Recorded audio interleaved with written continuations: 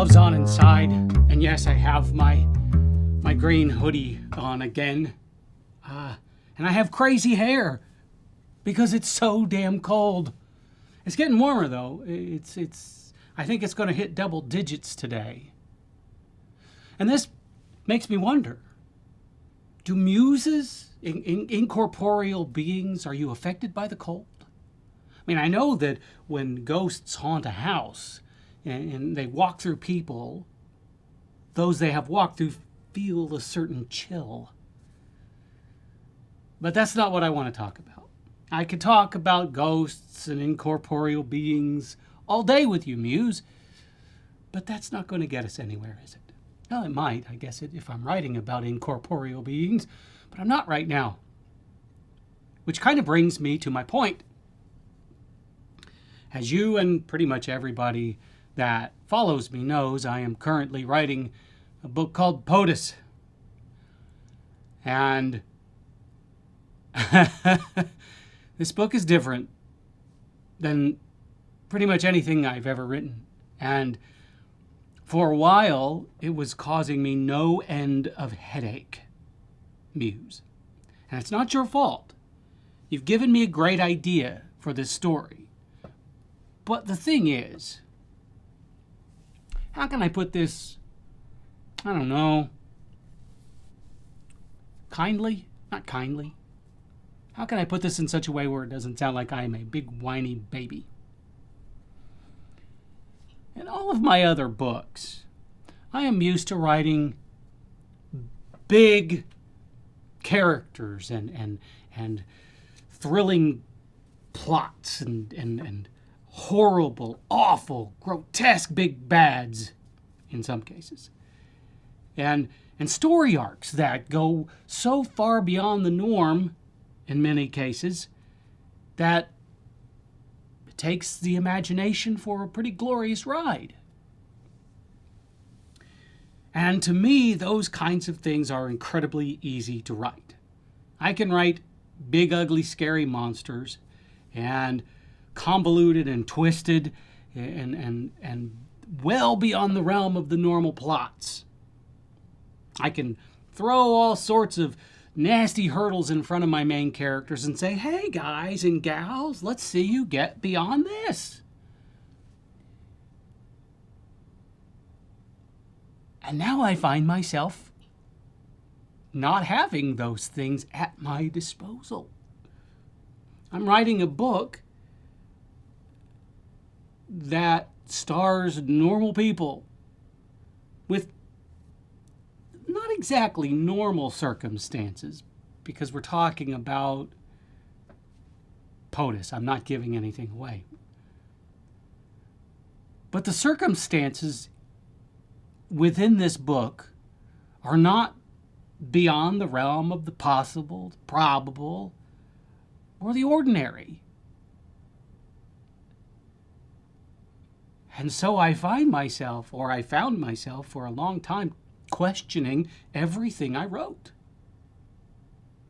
Because when you're used to writing things like The Dark Seduction and Dead Twin Sister and Hell's Muse and Shiro and the iZombie series and the Clockwork Movement series, when you're used to writing all of those things with these larger than life characters and plots, when all of a sudden you're writing something that's somewhat pedestrian, there's this little thing in the back of your head that exists the entire time you're writing this book that says, is this boring? Is this plain and ordinary? Is this bland? Is this blah? This seems kind of blah. Why are you writing something so blah? Am I going to be yawning the whole time I'm writing this? What gives? And then, of course, you think, are the readers going to feel the same way about this book? But then you have that moment that you have with almost every book you write, wherein you go, hold on a second. Who are the audience? Who is the target audience for this book? What are they used to reading? Now, My average reader might look at this and go, okay, heat just kicked off. Heat just kicked back on. They wouldn't say that. That's not what they're thinking about. Although right now they are. But they might be thinking, okay, well, this isn't exactly what I'm used to reading from him. It's obviously in the same voice that he writes in, but I don't know. Let's take it out for a ride and see how it fares. And I'm not saying that I'm not targeting my average reader, because I am. I mean, the main character in this is still Flotsam from Punk Ass Punk, and he still has the same attitude that he does in that book. But if I stop myself and I say, who am I targeting this for, truly? And I know that when I first started writing this book, I said, this is going to be my first book that I'm going to start first book in 20 years, that I'm going to start submitting to agents in hopes to get a traditional publishing contract. Then all of a sudden, my audience changes. I'm looking at an audience that is accustomed to more standard plot lines and not so out of the ordinary, crazy things happening within a book.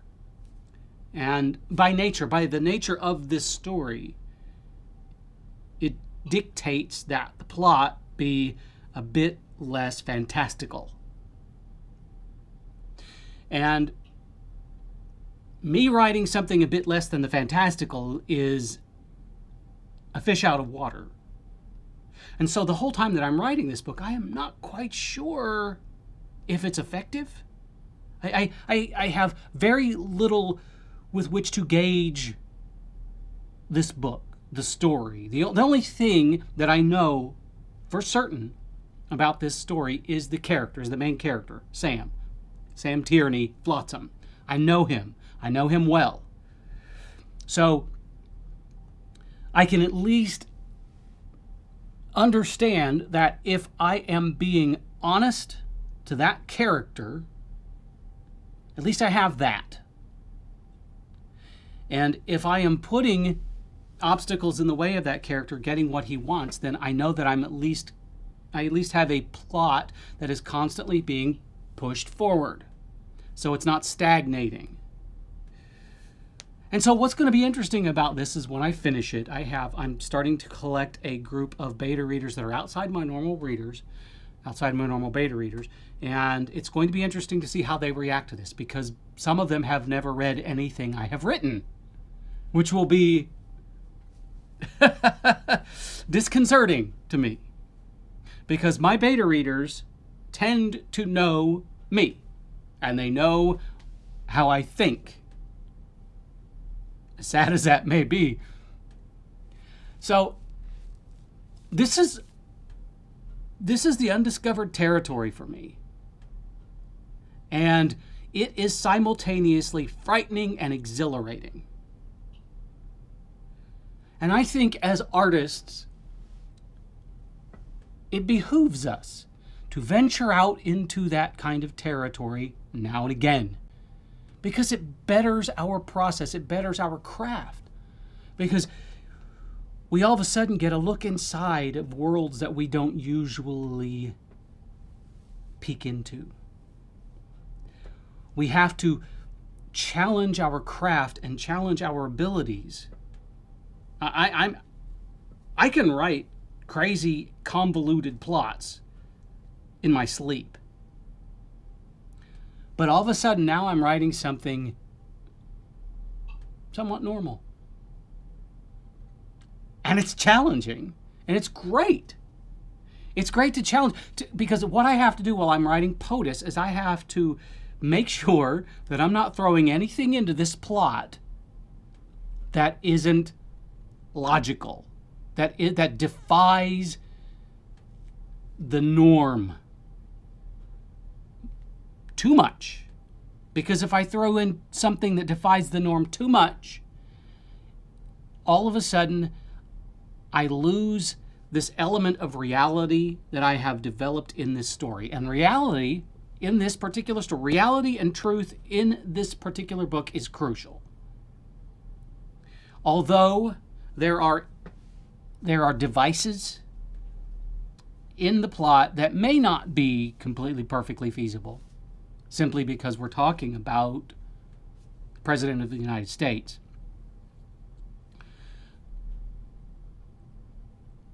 If you bend the truth or reality just slightly, they are.